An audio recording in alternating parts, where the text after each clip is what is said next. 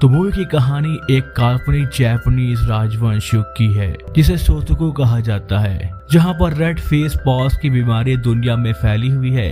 ये वायरस केवल मर्दों को अपना शिकार बनाता है, जिसकी वजह से दुनिया से मर्दों की संख्या बहुत ही तेजी से कम हो रही है और इस महामारी की वजह से अब आदमियों की संख्या औरतों की संख्या की तुलना में आधी से भी कम रह गई है और इस चीज ने सामाजिक तौर तरीकों को बदल कर रख दिया है और इस वजह से अब आदमियों का काम औरतें करती हैं, जिसकी वजह से औरतें काम करके अपने परिवार का खर्च चलाती हैं, वही आदमी अब घर संभालते हैं। इसके साथ ही आदमियों को बहुत संभल कर रहना पड़ता है और उन्हें आज के समाज की औरतों की तरह सज संवर के भी रहना पड़ता है। आदमियों की संख्या कम होने की वजह से समाज में उनकी कीमत बहुत ही ज्यादा बढ़ गई है और केवल अमीर परिवार की लड़कियां ही शादी के लिए किसी आदमी को अफोर्ड कर सकती हैं। इसके साथ ही कुछ आदमियों ने पैसे कमाने के लिए देह व्यापार का धंधा भी शुरू कर दिया है और इसी समाज के बीच एक मिजुनो नाम की एक मिडिल क्लास फैमिली रहती है, जिनका यूनोशिन नाम का एक 19 साल का लड़का है जो कि बाकी लड़कों की तरह सजने संवरने की जगह समुराई बनने में इंटरेस्टेड है और उसने अपना पूरा जीवन इसी को समर्पित कर दिया है। उसके परिवार की आर्थिक स्थिति बहुत ही ज्यादा खराब थी, फिर भी उसकी माँ ने कभी भी उसको देह व्यापार के लिए नहीं उकसाया, जिसकी वजह से वो उनका तहे दिल से शुक्रगुजार है। लेकिन कभी कभी महामारी की वजह से अपने बच्चों को खो चुकी लेडीज दोबारा बच्चे पाने के लिए यूनोशिन के साथ रात गुजारने आती हैं और वो उसे इस काम के पैसे भी देती हैं, लेकिन यूनोशिन बहुत ही दयालु किस्म का व्यक्ति है, इसलिए वो उनसे पैसे नहीं लेता है। यूनोशिन को अपने बचपन की दोस्त ओनबू से प्यार था, लेकिन कभी भी वो उसको अपनी फीलिंग्स के बारे में नहीं बताता है, क्योंकि ओनबू एक अमीर परिवार से थी और यूनोशिन एक गरीब परिवार से था और इसी वजह से वो उससे दूरियां बनाकर रखता था।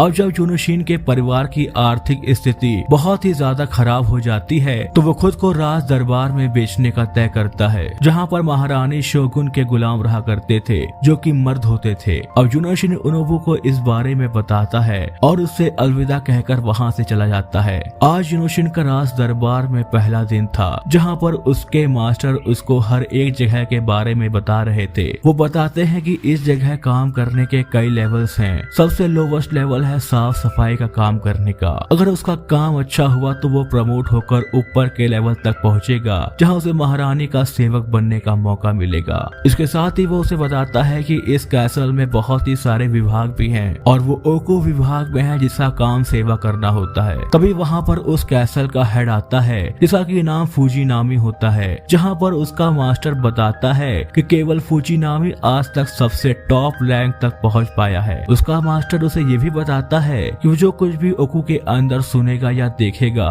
उसके बारे में वो किसी से भी बात नहीं करे, क्योंकि इससे उसको खतरा हो सकता है। अब एक रात कुछ हायर रैंकर के लोग यूनोशिन को बुली करने आते हैं, लेकिन वो उन्हें अपनी समुराई ट्रेनिंग का यूज करके उनको मारकर वहां से भगा देता है। और जब वो ये अपने दोस्त को आकर बताता है तो उसका दोस्त कहता है कि ये सब यहाँ होता ही रहता है। इसके साथ ही जो आदमी ओकू में रहते हैं वो एक दूसरे के साथ सेक्सुअल रिलेशनशिप भी बनाते हैं। कुछ लोग तो हायर ऑफिशियल के साथ फेवर पाने के लिए भी फिजिकल रिलेशन बनाते हैं और इस चीज से यूनोशिन काफी चौंक जाता है। अब सफाई के दौरान यूनोशिन कुछ लड़कों को फाइटिंग प्रैक्टिस करते हुए देख लेता है, जिसके बाद वो खुद भी कुछ मूव्स की प्रैक्टिस करने लगता है और इस चीज को फुजिनामी देख लेता है और वो उससे काफी ज्यादा इम्प्रेस हो जाता है और वो उसे डोजो को ज्वाइन करने के लिए कहता है।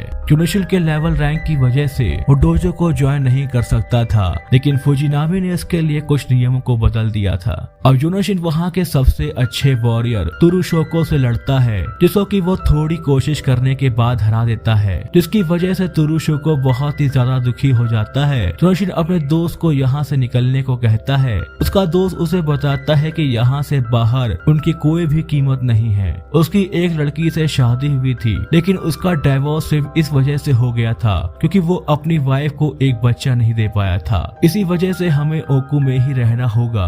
अब ये सुनकर यूनोशिन को पता चलता है कि बाहर आदमियों के लिए रहना कितना मुश्किल है। अब रात को तुरुशु को यूनोशिन को फाइट करने के लिए ललकारता है, क्योंकि वो उससे अपनी हार का बदला लेना चाहता था। यूनोशिन उससे लड़ना नहीं चाहता था, लेकिन उसके जबरदस्ती करने पर उसे लड़ना पड़ता है। तुरोशोको इस बार भी हार जाता है और इस चीज से वो काफी ज्यादा परेशान हो जाता है। और जब तुरोशोको जमीन पर तड़प रहा था तो उस पर दया दिखाते हुए यूनोशिन ने उसे तलवार से मार डाला। अब अगले दिन अथॉरिटी वाले उससे पिछली रात के बारे में पूछते हैं, लेकिन वो उनसे तुरोशोको से मिलने वाली बात को छुपा लेता है और कहता है कि वो इस बारे में कुछ भी नहीं जानता है। उस दिन 7 साल की शोगुन लड़की बीमारी की वजह से मर जाती है, जिसके बाद नई शोगुन को उस कासल के लिए अपॉइंट किया जाता है और वो काफी ज्यादा स्ट्रिक्ट होती है। अब अपनी जॉब के पहले दिन ही शोगुन एक औरत को काम से निकाल देती है क्योंकि उसने बहुत ही ज्यादा महंगी ड्रेस पहनी हुई थी और शोगुन नहीं चाहती थी कि जब उसका देश इतनी गरीबी से जूझ रहा है तो वो इतने महंगे कपड़े पहने। अब अगले दिन वो एक आम इंसान की तरह सबके बीच में जाती है, जहाँ वो देखती है कि लोग कितने मुश्किल से अपना जीवन व्यतीत कर रहे हैं और कई आदमी देह व्यापार के धंधे में चले गए हैं जिसको कि एक दलाल चला रहा होता है। इसके साथ ही लोग दिन भर कड़ी मेहनत करके एक वक्त की रोटी का जुगाड़ करते हैं। अब रात को लेडी शोगुन दलाल को एक लड़के को मारकर बाहर निकालते हुए देखती है, जिसके बाद वो उसके पास जाकर उसे महंगे कपड़े देती है ताकि वो उसको बेचकर कुछ पैसे कमा सके। इधर नई लेडी शोगुन के आने पर ओकू में सभी मर्द काफी खुश थे क्योंकि उनके पास लेडी शोगुन को इम्प्रेस करने का एक मौका था, लेकिन केवल हाई रैंक वाले लड़कों को ही लेडी शोगुन के पास जाने की इजाजत थी, जिसकी वजह से फुजिनामी इसको प्रमोट करके उसकी रैंक को बढ़ा देते हैं। और शोगुन को इम्प्रेस करने के लिए सभी लड़के काफी महंगे कपड़े गिफ्ट देने को लेकर आते हैं, लेकिन शोगुन ने सस्ता और एकदम साधारण कपड़ा चुना था जिसको कि उसके लिए साकीवा नाम के एक टेलर ने बनाया था, लेकिन उसको उसके पास देने के लिए कुछ भी नहीं था, इसीलिए वो उसे गिफ्ट के तौर पर उसे एक किस देता है। अब सेरेमनी के दिन सभी लोग तैयार होकर आते हैं, जहाँ पर वे यूनोशिन की साधारण ड्रेस देखकर उसका मजाक उड़ाते हैं। फुजिनामी यूनोशिन से बताता है कि लेडी शोगुन को सर उठाकर नहीं देखना है और अगर वो तुमसे तुम्हारा नाम पूछेगी तो इसका मतलब है कि उन्होंने तुम्हें अपने प्रेमी के रूप में चुन लिया है। लेडी शोगुन अब सेरेमनी में आती हैं, जहाँ पर वे यूनोशिन के सिंपल कपड़े देखकर काफी इम्प्रेस हो जाती हैं और उससे उसका नाम पूछती हैं, जिसकी वजह से सभी लोग काफी चौंक जाते हैं क्योंकि उन्हें इस चीज की बिल्कुल भी उम्मीद नहीं थी। लेकिन उसने सर उठाकर शोगुन को देख लिया था, जिसकी वजह से अब उसे सजा मिलने वाली थी। उसी वक्त लेडी शोगुन को भी इस रूल के बारे में पता चलता है जिससे कि वो अनजान थी, जिसमें उन्हें पता चलता है कि यूनोशिन को उनके साथ रात गुजारने के बाद मार दिया जाएगा क्योंकि उसने सर उठाकर उनको देखा था। अब रात को यूनोशिन को लेडी शोगुन के कमरे में लेकर जाया जाता है और वो शोगुन को अपने प्यार ओनुबु के बारे में बताता है और पूछता है कि क्या आज रात वो उसे ओनुबु समझकर उससे प्यार कर सकता है क्योंकि ये उसके जीवन की आखिरी रात है, जिस पर शोगुन को उस पर दया आ जाती है और वो मान जाती है। अब अगले दिन यूनोशिन उठता है तो उसे पता चलता है कि उसने अपना काम बहुत ही अच्छे से किया है और शोगुन इससे बहुत ही ज्यादा खुश हुई है। अब उसे मारने के लिए ले जाया जाता है, जिसकी वजह से उसके दोस्त काफी दुखी होते हैं। इधर यूनोशिन के परिवार को ढेर सारे पैसे पहुंचा दिए जाते हैं और उन्हें बताया जाता है कि यूनोशिन की मौत महामारी की वजह से हुई है। अब कुछ महीनों के बाद का सीन दिखाया जाता है, जहाँ पर ओनुबे यूनोशिन की मौत से दुखी होती है और जब वो उसकी कब्र पर जाती है तो वो यूनोशिन को जिंदा देखकर बहुत ही ज्यादा खुश हो जाती है। यूनोशिन उसे बताता है कि शोगुन ने एक सीक्रेट ऑर्डर देकर उसकी जान बचाई थी। इसके बाद ओनुबे यूनोशिन को गले से लगा लेती है और हमेशा उसके साथ रहने का वादा करती है।